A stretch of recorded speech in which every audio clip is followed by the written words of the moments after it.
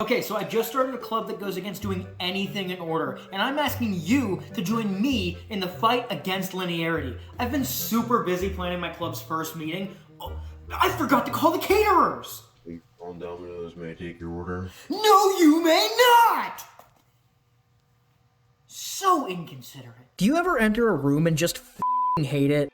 In the Legend of Zelda series, dungeons are a must, and some may even say they're essential. Traditionally, depending on how far back you go, these expansive caverns, temples, towers, and such are often pretty straightforward. They'll have you progress through a set of rooms, possibly finding keys needed to progress further, then fighting a mini-boss and finding a shiny new item that's used to make your way through the second half of the dungeon, then taking out the boss, using said new item, and collecting some kind of a relic before leaving and probably never coming back. That's a pretty common formula seen throughout basically every entry in the series from 1993's A Link to the Past all the way to Skyward Sword in 2011. I guess we'll make it 2013 with A Link Between Worlds, even though I stand my ground and that's just a somewhat original reimagining of A Link to the Past. Fight me. Each of the dungeons over the dozen or so entries over that 20-year span stick to that same basic formula, but they're often alike in more ways than just the one you progress. I mean, it's been said time and time again, but they're often very, and I mean very linear. Welcome in, I'm glad you could make it. Lines, right? In games like The Wind Waker and Twilight Princess, it's often pretty difficult to get lost in a dungeon as you're always pretty neatly shoved on one path that maybe has a hub room you'll need to branch out of and return to a few times before making your way to the end to take on some big monstrosity. While this has been the norm for 2 decades, it wasn't always that clear. Before we got gussied up puzzle-filled hallways, dungeons weren't even called dungeons.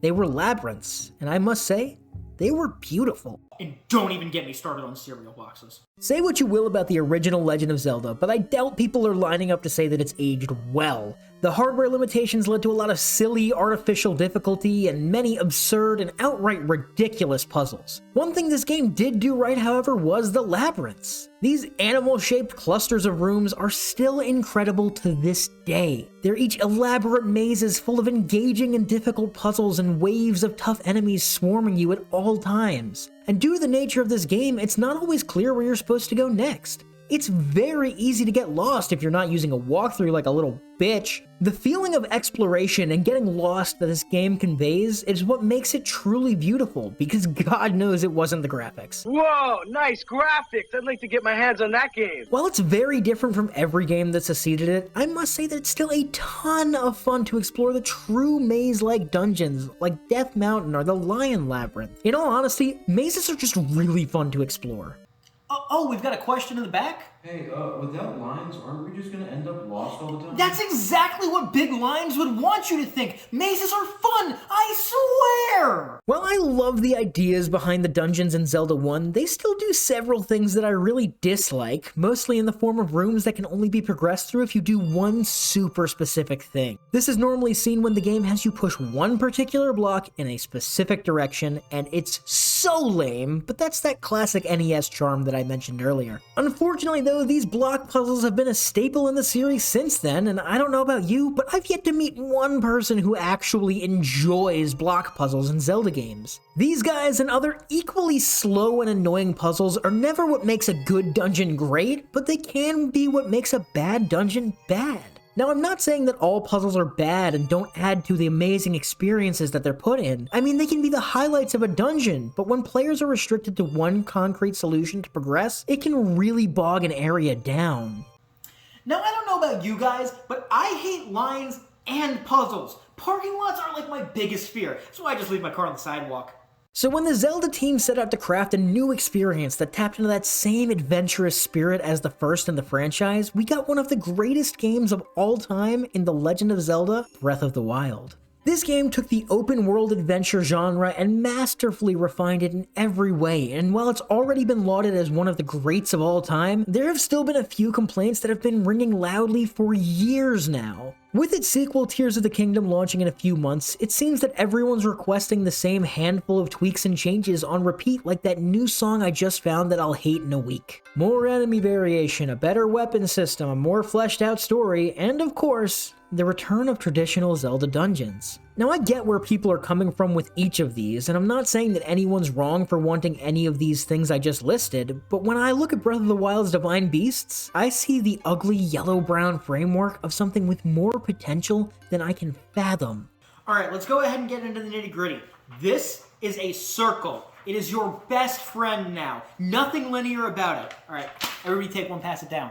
In Breath of the Wild, each divine beast features one overarching mechanic that allows for some pretty good puzzles that will need to be solved to access the terminals spread throughout the dungeon. Activating each of the terminals will allow you to reclaim control of the massive machine and face off against the blight that's been possessing it. While in all honesty, these mechanics can be hit or miss in my opinion, the one thing these dungeons don't lack are neat puzzles with seemingly infinite solutions. It seems as though every time I check Reddit or Twitter, I'll see someone finding a new creative or hilarious way to get past a wall of fire or through a high-up doorway, and I absolutely love it. If you're one of those people saying that it feels cheap and as though you can stumble through the puzzles at times, first, eat a bug. Second, that's basically the whole point of this entire game. The developers spent years working on a massive and robust engine to create infinite possibilities around every corner and with every obstacle. If you can't appreciate that, well, then I've got nothing else for you. Go play Twilight Princess and stop yapping about this game because I think it's wonderful. The level of creativity and problem solving this style of dungeon leads to is more real and fleshed out than figuring out where to put a block could ever be. It's more like the real life problems people face every day that they're put in front of and given no hints to help. People will find different solutions to all sorts of different problems every day, and there's often no set way to solve any one issue. I mean, just look at what they've done with math.